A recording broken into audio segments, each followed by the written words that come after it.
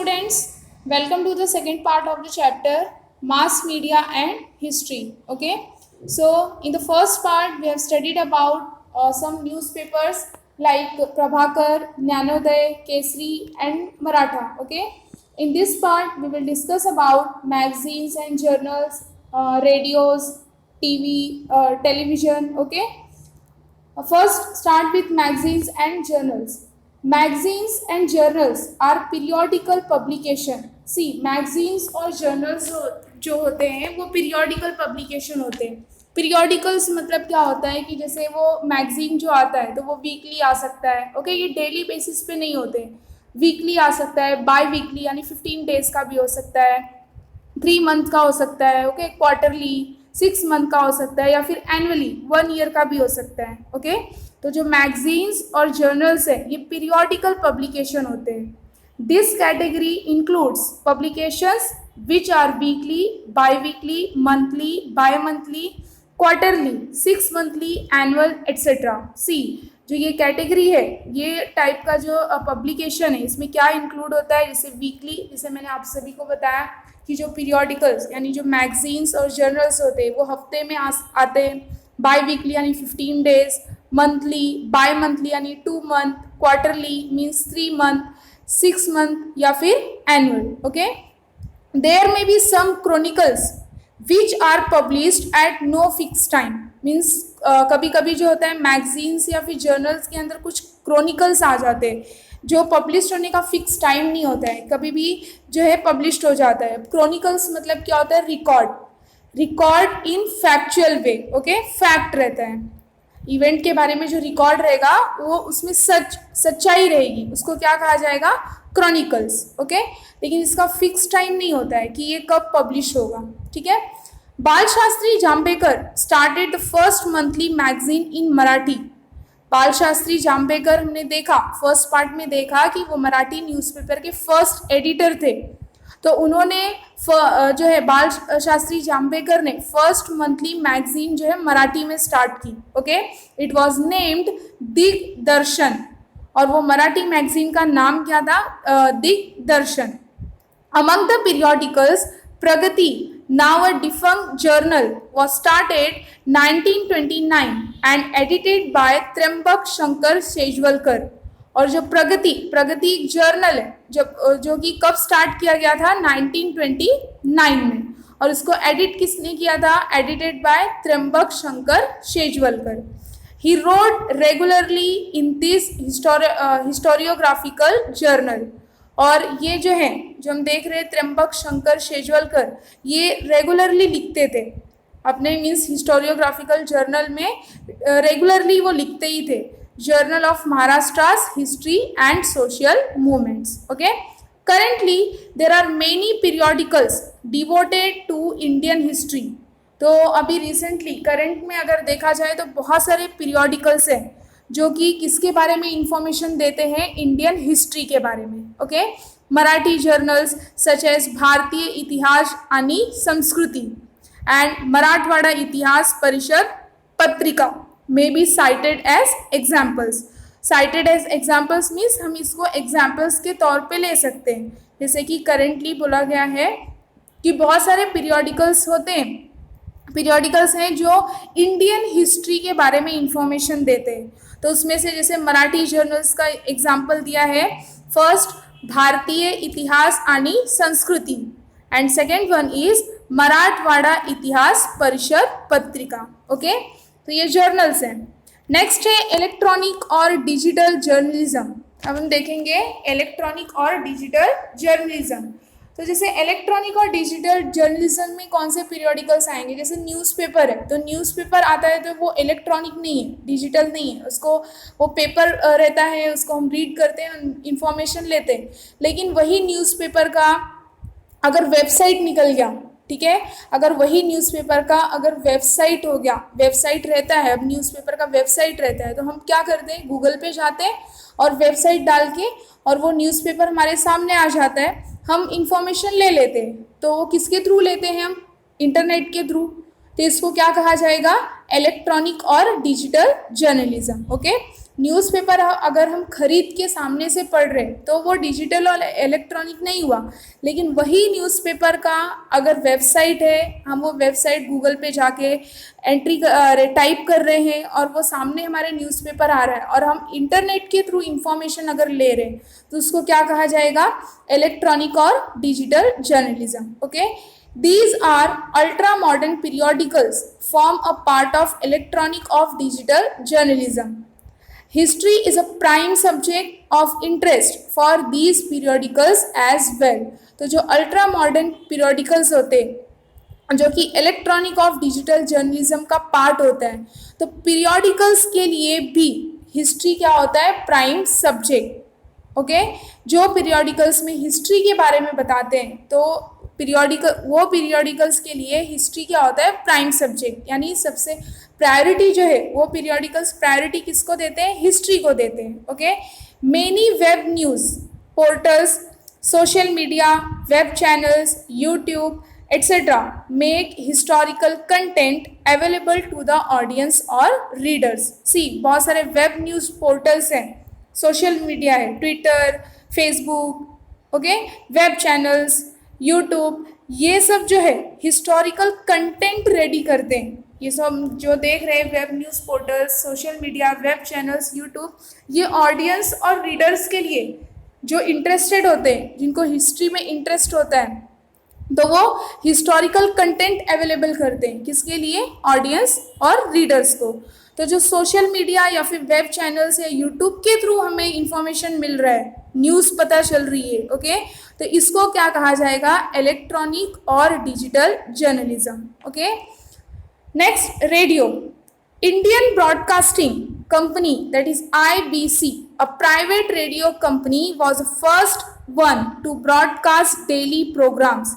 सी, ये जो Indian broadcasting company IBC जो हम देख रहे हैं, ये प्राइवेट रेडियो कंपनी थी और ये फर्स्ट कंपनी थी जो डेली प्रोग्राम जो है ब्रॉडकास्ट करती थी। Okay, later the same company was taken over by the British government and named as Indian state broadcasting service, that is ISBS। See, पहले जो है ये प्राइवेट कंपनी का नाम क्या था? प्राइवेट रेडियो कंपनी का इंडियन ब्रॉडकास्टिंग कंपनी। और जब इस प्राइवेट कंपनी को ब्रिटिश गवर्नमेंट ने टेक ओवर कर लिया, ओके, ब्रिटिश गवर्नमेंट के हाथ में जब ये प्राइवेट कंपनी चली गई तो ब्रिटिश गवर्नमेंट ने इसका नया नाम रख दिया। क्या रखा? Indian state broadcasting service. And on 8 June 1936 it was renamed as All India Radio, okay, that is AIR। तो अभी तक इसका यही नाम चल रहा है, AIR, मीन्स 8 जून को 1936 को ये IBC का फिर से नया नाम रखा गया। फर्स्ट IBC था, means Indian broadcasting company. Okay, उसके बाद में जब ब्रिटिश गवर्नमेंट ने इसको अपने हाथ में लिया तो उसका न्यू नाम रखा इंडियन स्टेट ब्रॉडकास्टिंग सर्विस। 8 जून 1936 को वापस से इसका रीनेम हुआ, वापस से नाम रखा गया all India radio.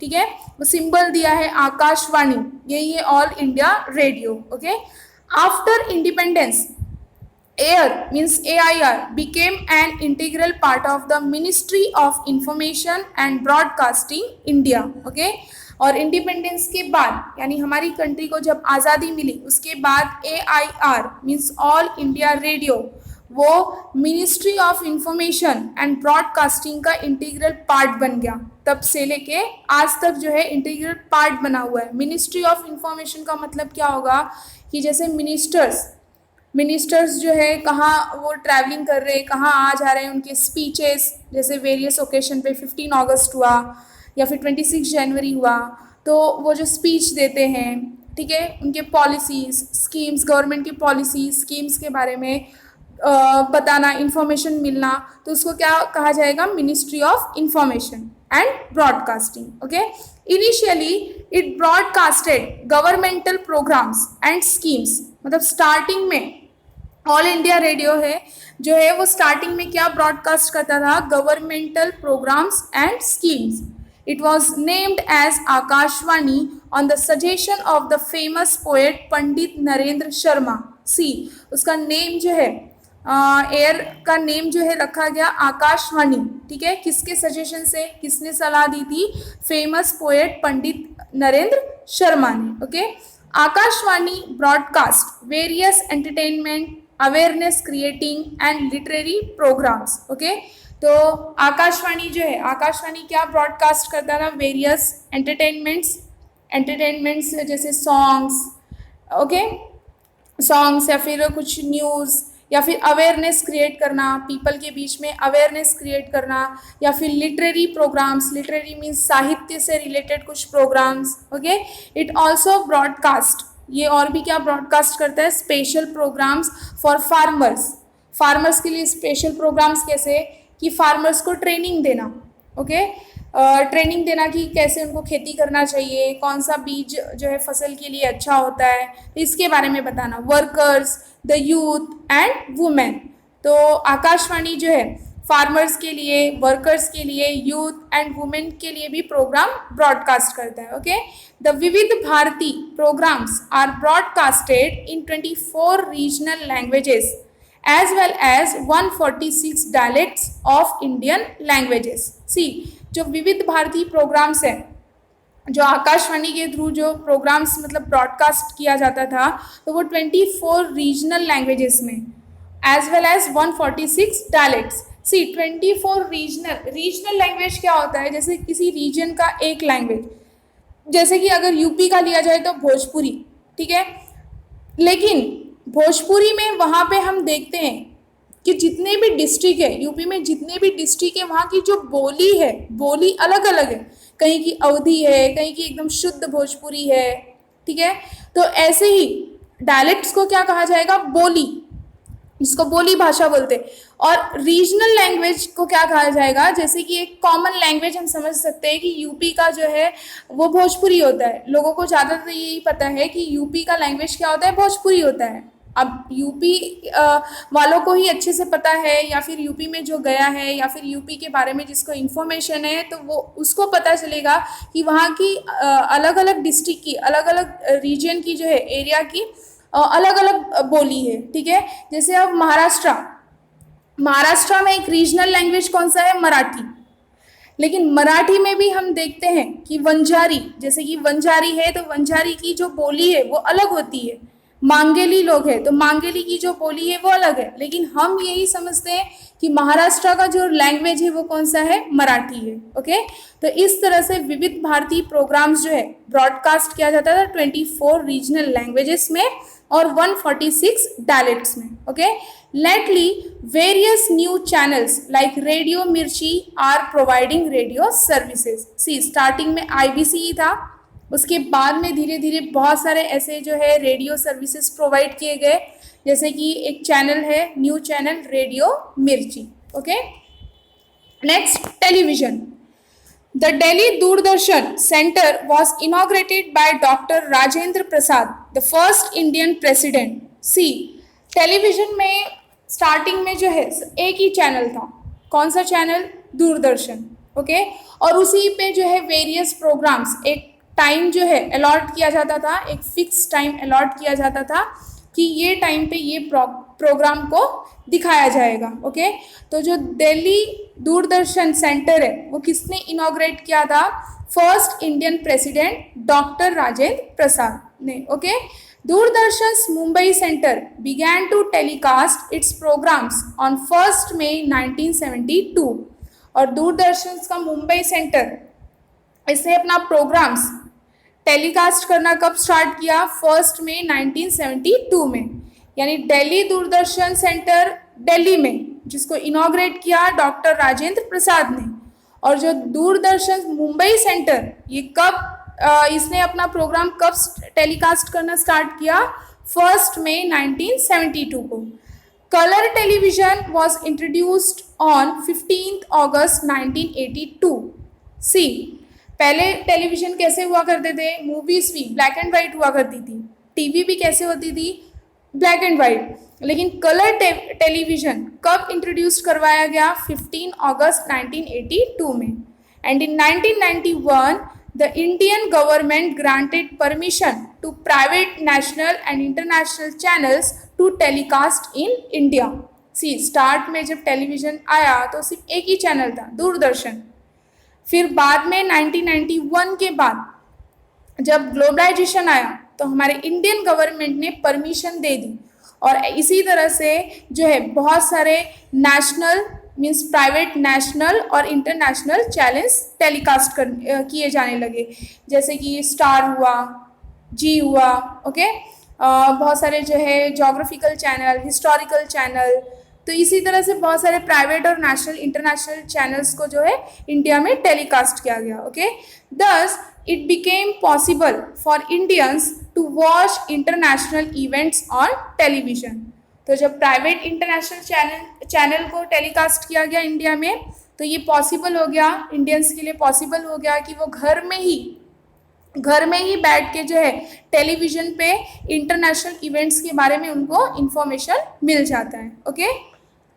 Next, why do we need mass media. हमें मास मीडिया की ज़रूरत क्यों है? We need mass media to facilitate free flow of information to all strata of the society. हमें मास मीडिया की ज़रूरत क्यों है? क्योंकि हमें इंफॉर्मेशन चाहिए, और ये इंफॉर्मेशन फ्री फ्लो होता है, ओके। और ये इंफॉर्मेशन जो है सोसाइटी के हर एक लेवल तक पहुंचना चाहिए। स्ट्रेटा का मतलब क्या होगा? लेवल तक, पुअर तक, रिच तक, ओके। सोसाइटी में सोसाइटी के हर एक लेवल तक ये पहुंचना चाहिए information. Editorials, various columns and supplements are essential parts of newspapers.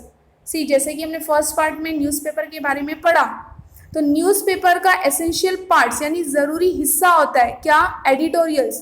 First part में मैंने आप सभी को एडिटोरियल्स के बारे में बताया था।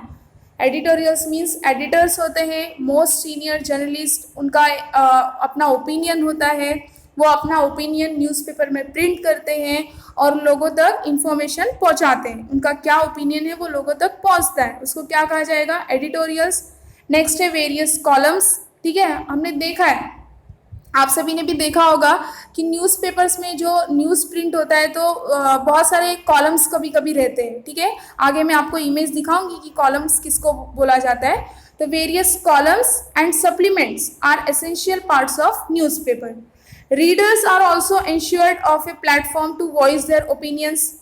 जो न्यूज़पेपर रीडर्स होते हैं, जो पीपल होते हैं, तो न्यूज़पेपर एक प्लेटफॉर्म होता है कि वो अपना जो ओपिनियन है वो ओपिनियन लोगों तक पहुंचा सकते हैं, okay.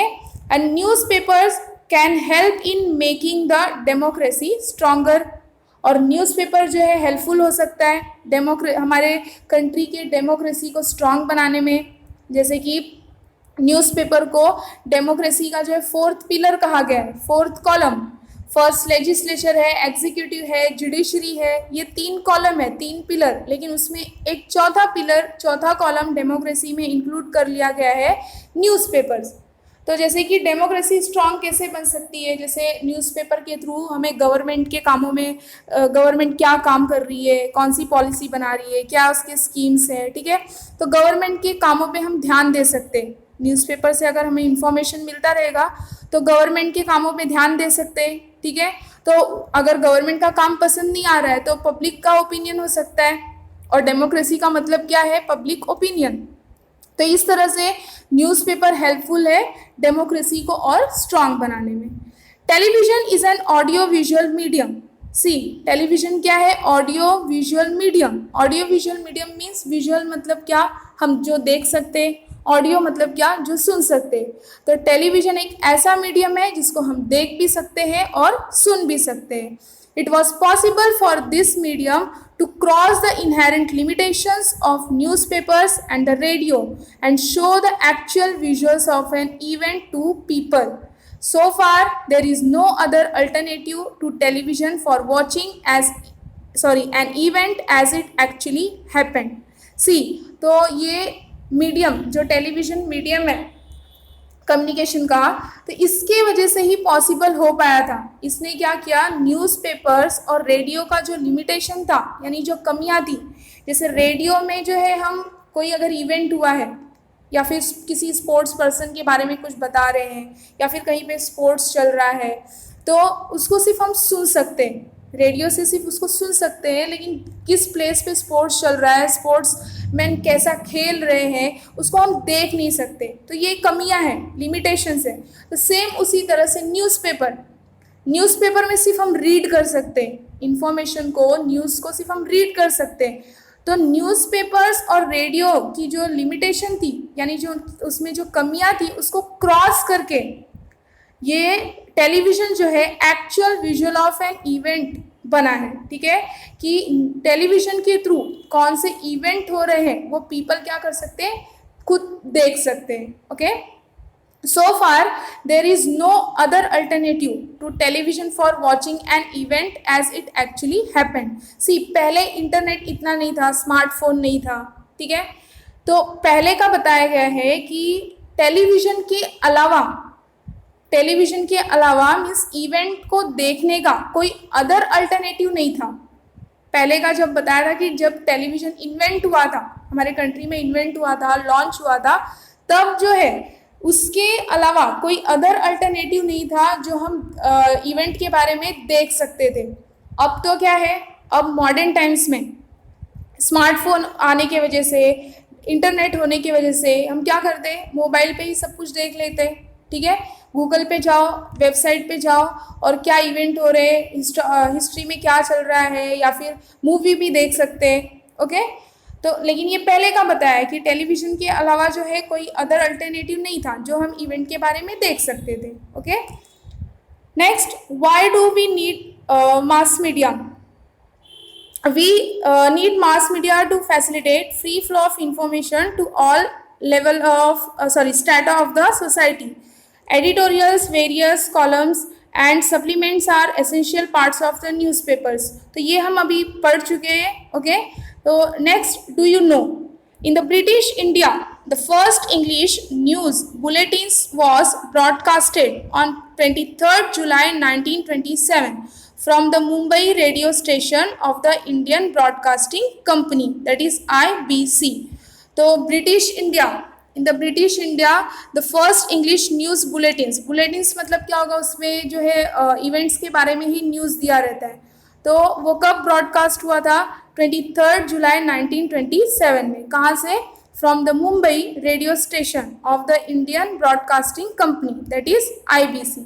Later, the Kolkata radio station of IBC started a news bulletin in Bengali। See, वो पहले जो हुआ था ब्रिटिश इंडिया में वो इंग्लिश में था, जो मुंबई से हुआ था, मुंबई रेडियो स्टेशन। लेकिन कोलकाता के लोग जो है बंगाली समझते हैं, तो वही सेम न्यूज़ बुलेटिन्स जो है कौन से लैंग्वेज में स्टार्ट किया गया, कोलकाता में, बंगाली में। Okay, so hope you understood this part also. Thank you for watching this video.